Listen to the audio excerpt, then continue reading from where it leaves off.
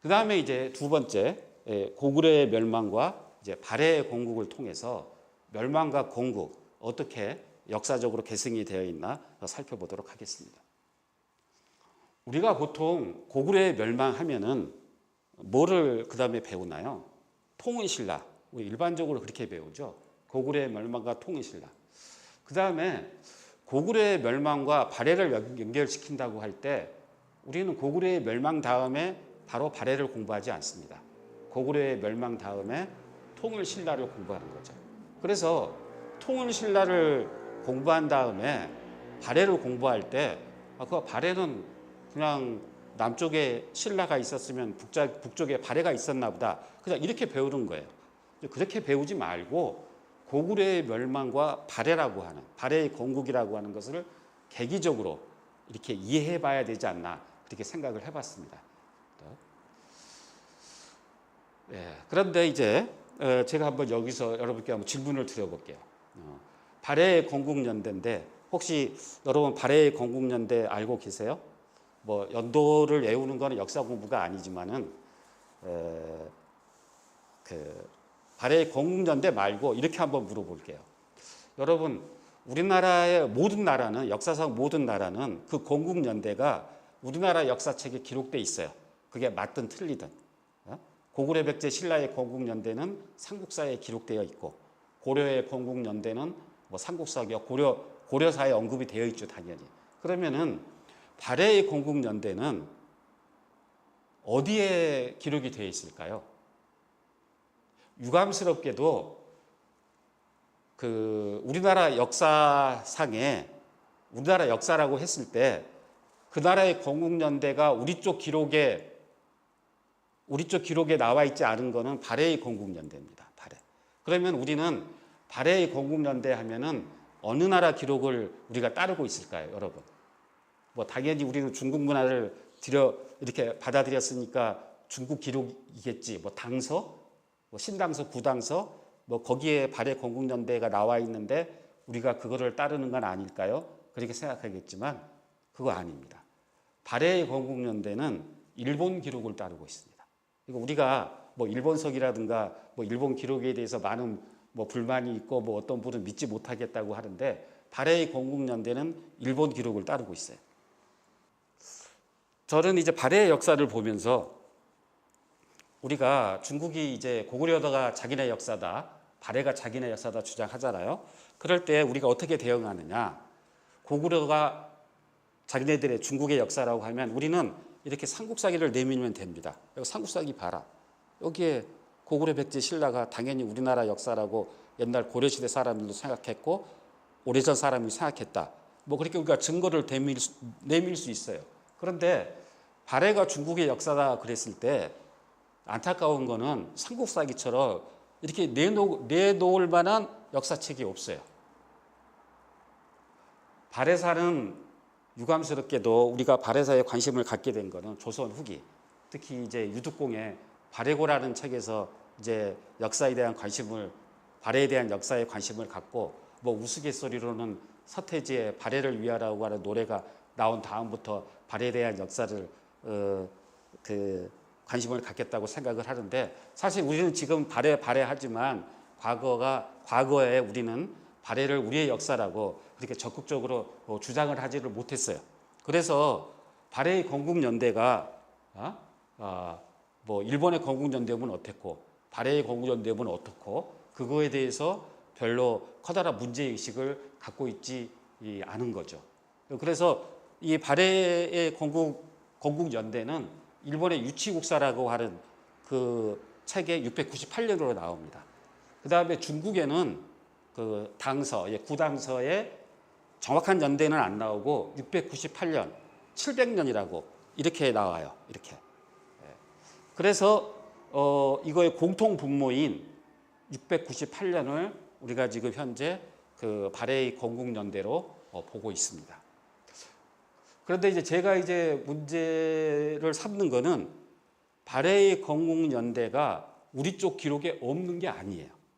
우리 쪽 기록이 없다면은 제가 초반에는 제가 우리 쪽 기록이 없다고 했는데 제가 강조하기 위해서 그랬던 거고 실은 우리나라 역사 기록에도 발해의 건국연대가 있는데 우리는 그거를 따르고 있지 않습니다.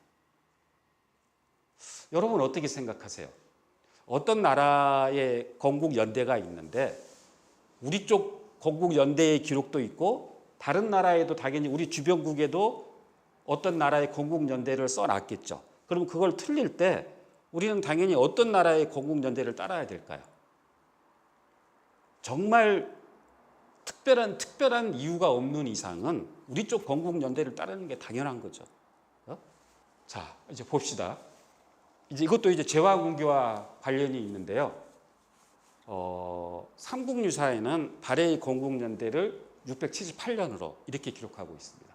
그 다음에 그 제왕운기에는 684년이라고 이렇게 돼 있어요. 근데 이제 제가 이제 검토해 본 결과 삼국유사 678년은 그 삼국사기에 기록된 그 최치원의 말을 좀 잘못 인용한 것 같아요. 그래서 이거는 논외로 하고 제왕기의 684년 이 기록은 우리가 음미해 볼 필요가 있다. 이런 겁니다. 왜 그러냐면은 앞서 제가 고구려 건국연대 얘기했지만은 그 발해의 세자 대광현이 고려로 넘어올 때 많은 책을 갖고 왔을 거예요. 특히 발해에 관련된 역사책은 갖고 왔겠죠. 그래서 아마 고려 시대에는 발해에 관련된 역사책이 남아 있을 거라고 생각을 합니다. 아마 그 기록에는 그 발해의 건국을 684년으로 이렇게 보고 있는 것 같아요. 그래서 이 기록이 제왕운기에 남아 있지 않나 이렇게 생각을 해본 겁니다. 그래서 이제 고구려의 멸망과 이제 발해의 건국 이제 작은 결론을 내리자면은 이제 기존에 우리가 알고 있는 698년은 우리 쪽 기록이 아니에요. 일단 일본과 중국 쪽 기록이에요. 그런데 우리 쪽 기록이 없다면 몰라도 우리 쪽 기록이 있으면 우리 쪽 기록을 따라야 된다는 거죠. 그런데 이제 그 통설을 따른다면은 고구려의 멸망과 발해의 건국 사이에는 30년간의 이런 빈 공간이 생깁니다. 역사상. 어떻게 보면은 고구려와 발해가 직접적으로 이어진다고 하기에는 한 세대의 좀 간격이기 때문에 좀 주저되는 감이 있지만은 제왕기의 684년이 의미가 있는 연대라면은 고구려 멸망과 발해의 건국 시기는 16년으로 줄어들고 요 16년 사이에 고구려 부흥운동 아까 언급한 보덕국이 그 사이에 들어간다면은 고구려 멸망, 보덕국, 발해라고 이렇게 고구려 멸망과 부흥과 발해의 건국이 연속적으로 이어진다고 하는 거죠. 그런 의미에서 발해가 고구려를 계승한다는 의식이 강했다면은 발해의 역사도 우리의 역사로 충분히 볼 수 있지 않느냐 좀 그렇게 생각을 해봤고요. 특히 발해를 우리의 역사로 주장하는 뭐 여러 가지 근거가 있지만 제가 여기서 강조하고 싶은 거는 이제 고려라고 하는 나라 이름입니다. 고구려. 이제 고구려가 4, 5세기에 고려로 나라 이름을 바꾸고 이 고려로 바꾼 이 고려라고 하는 이 이름을 발해가 사용을 했어요. 발해가 자신의 왕을 고려 국왕이라고도 이렇게 불렀거든요. 이거는 바로 고구려를 계승하겠다는 의지가 강했음을 보여주는 거라는 거죠. 다시 한번 고구려의 멸망과 발해의 건국 과정을 이제 살펴보면 지금까지 698년의 이 그 발해의 건국은 어떤 관점에서 본 거냐면은 저는 중국 관점에서 본 발해의 건국이라고 생각을 해요. 고구려 사람들이 고구려가 멸망한 뒤에 중국으로 많이 잡혀갔죠. 그 가운데 이제 대조영 집안도 이제 당나라로 잡혀갔죠. 영주 땅으로. 이제 당나라 영주 땅에는 이제 고구려 유민들도 있고 뭐 거란 유민들도 있고 이제 여러 사람들이 이제 살고 있는데 이 지역에 있던 이제 이진충이 난을 일으킵니다. 696년에. 그래서 이 난을 계기로 해가지고 대조영이 고구려 유민들과 거란 사람들을 이끌고 동쪽으로 탈출을 해요. 그래서 동모산에서 발해를 건국하게 됩니다. 이게 이제 일반적으로 보는 698년 발해 건국 통설입니다.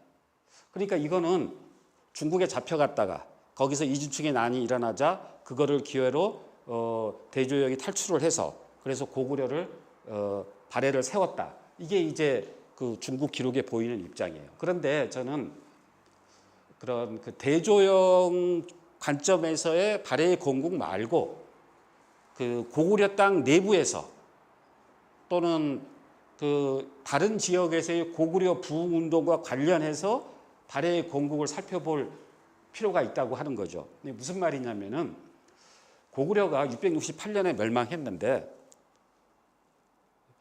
우리는 지금 결론적으로 역사를 배울 때 고구려가 668년에 멸망했다고 생각하지 668년 당시 고구려 사람들은 고구려가 멸망했다고 생각을 했을까요? 나는 그렇지 않다고 생각을 해요. 뭐 이게 계약서에 도장 찍듯이 뭐 고구려가 오늘부로 망했다 그게 아닌 거죠. 망하지 않았다 우리나라는 고구려는 여러 군데에서 부운동이 일어나고 그 다음에 중국으로 당나라로 잡혀간 보장왕도 고구려의 그 당나라의 꼭두각시 역할만 하는 게 아니라 그 부운동을 합니다. 모의를 해요. 요동 지역에서 보장왕을 요동 지역에 보내가지고 좀 고구려 유민들을 좀 달래라. 당나라에서 보장왕을 보냈는데 보장왕이 거기서 부흥운동과 고구려 부흥운동과 연락을 취하면서 부흥운동을 하려다가 적발이 돼요. 그래가지고 귀양 가서 죽게 됩니다. 그게 보장왕이 682년이에요. 그래서 적어도 보장왕이 죽기 전에는 왕조 시대에는 고구려는 멸망하지 않았다 그렇게 생각을 했을 거예요. 그 다음에 보장왕 말고 또 다른 쪽에서 이제 고구려 부흥운동이 일어나는데 아까 말씀드린 그 왕족인 안승이 고구려국을 세우고 또 익산에다가 보독국을 세워요. 그러면 그 기간을 보면은 이렇게 됩니다.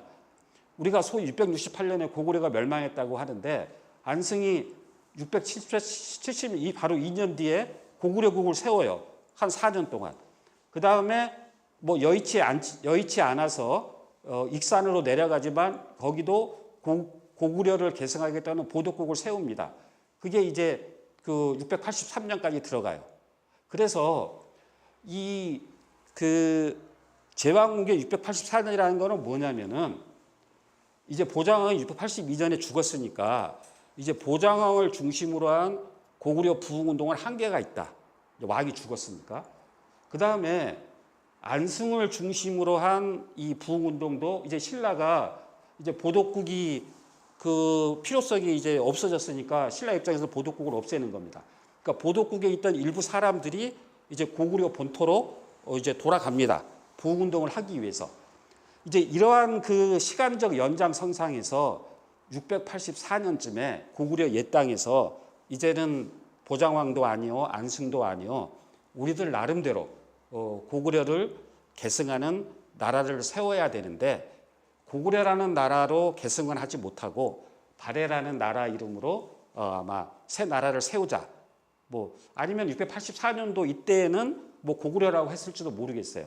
그래서 그러한 일련의 그 발해 그 건국 운동이 684년에 나름대로 있었고 이때 바로 이 몇 년 뒤에 대조영 세력이 합쳐지면서 이제 그 중국 기록에 보이는 그 대조영의 발해 건국 그 698년대로 합쳐진 게 아니냐. 저는 이제 그렇게 그 생각을 한 거예요.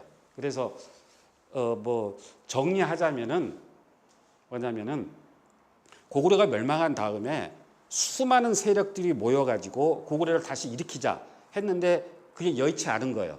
그래서 발해라는 나라 이름으로 고구려를 계승했는데 그 발해를 세웠을 때의 구성원들은 여러 구성원들이 있겠죠. 뭐 고구려 쪽도 있을 수 있고 거란 쪽도 있을 수 있고 뭐 여러 계열이 있을 수 있는데 그 가운데 한 그 발해를 세웠던 구성원 가운데 한 세력은 대조영 계열이 아니라 이 고구려 옛 땅에서 고구려를 다시 세우고자 했던 그 세력이 발해의 어떠한 역사의 흐름 속에서 어떠한 실권을 잡았을 때 우리의 건국은 698년이 아니라 684년이다. 그것이 제왕군기에 684년으로 남은 것이 아닌가 그렇게 좀 생각을 해봤습니다. 그 다음에 이제 뭐 요거는 좀 여담인데 이제 그 고려라고 하는 발해가 고려 국왕이라고도 이렇게 불렀고 또 어떤 분은 한때는 발해의 나라 이름이 고려라고 보는 분도 있어요. 그러니까 왜 그 고려가 중요하냐면은 고구려가 4, 5세기를 전후해서 고려로 나라 이름을 바꿉니다. 이거는 충주 고구려비나 영가 7년명 열애 입상에 고구려라고 나오지 않고 고려라고 나와요. 그리고 여기 아까 제가 보면은 삼국유사에 보면은 동명왕을 고려 동명왕이라고 이렇게 이제 그 부르고 있습니다. 고려 시대에도 그 태조 왕건의 고려 시대에도 그 고구려의 그 동명왕을 고려 동명왕이라고 부르고 있는 거죠. 그 다음에 궁예가 세운 나라 이름도 사실은 고려입니다. 우리 후고구려라고 부르고 있는데 그것도 잘못된 거예요. 후고려라고 불러야 됩니다. 그 다음에 왕건이 세운 나라도 고려고. 그래서 이 고려라고 하는 나라 이름은 고구려가 4, 5세기에 나라 이름을 고려로 바꾼 이후에 발해도 사용했고 그 다음에 궁예도 사용했고 왕건도 사용했고 그 다음에 지금 우리나라 영문국어 코리아로도 사용하고 있어요. 그러니까 이 고려라고 하는 나라 이름은 1500년 동안 우리의 역사와 그거를 함께 해온 거죠. 발해도 그 한 부분입니다. 그러니까 긴 역사로 보면 발해도 당연히 우리나라 역사라고 하는 거를 이 고려라는 국호를 통해서 우리가 생각해 볼 수가 있는 거예요. 그래서 뭐 이 고려 국호를 정리를 해보면은 고구려의 고려, 고구려가 고려로 나라 이름을 바꿨고 발해 고려 국왕, 궁예 고려, 왕건 고려, 코리아 대한민국 이렇게 이어진 거죠. 그래서 고려 국왕으로도 칭한 발해도 당연히 한국사에 포함시켜야 된다. 뭐 이제 그런 그 입장입니다.